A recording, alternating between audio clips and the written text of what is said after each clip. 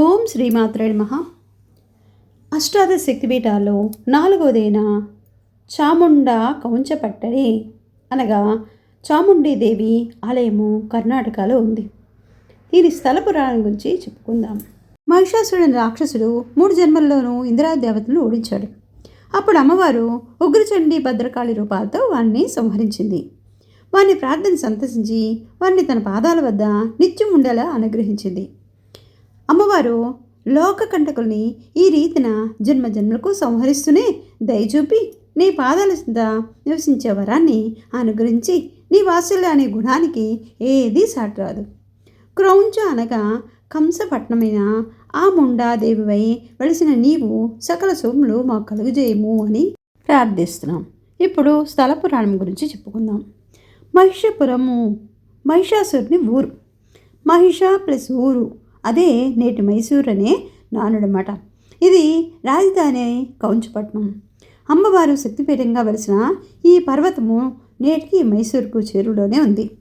అమ్మవారు వెలిసిన శక్తిపీఠం ఎదురుగా సర్పాలంకృతుడైన మహిషాసురుని విగ్రహము మైసూరులోని చాముండి ఆలయం చూడొచ్చు. ఒకప్పుడు ఇంద్రాదేవతలపై దండెత్తిన ఈ రాక్షసుడు స్వర్గం నుంచి ఇంద్రుడిని పారదోలి తానే దేవతలకు రాజునని ప్రకటించుకున్నాడు.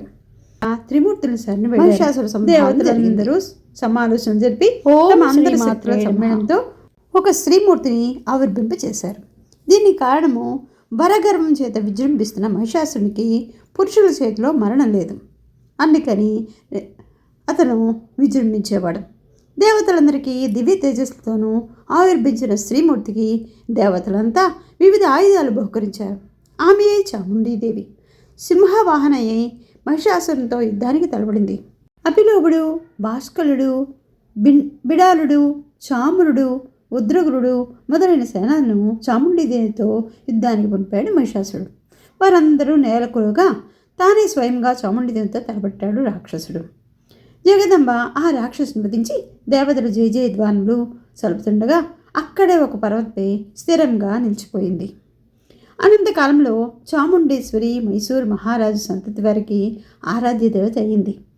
ఈ మైసూరు లేక మైసూరుకు గల పౌరాణిక ప్రశస్తి వల్లనే విజయదశమి రోజులో ఈ పట్టణానికి చాలా ప్రాధాన్యత ఇస్తున్నారు. సముద్ర మట్టానికి సుమారు 3500 అడుగుల ఎత్తున చాముండి హిల్స్పై వెలిసిన ఒక శక్తిపీఠ క్షేత్రానికి సంబంధించిన ప్రచారంలో ఉన్నది గాథ. అమ్మవారు చండ ముండాసురులనే రాక్షసులను ఇక్కడ వధించినట్లు చెప్తుంటారు. వీరిద్దరూ కూడా మహిషుని సేనాధిపతులే. వీరిని సంహరించిన తర్వాతనే మహిషాసుర సంహారం జరిగింది. ఓం శ్రీమాత్రే నమః.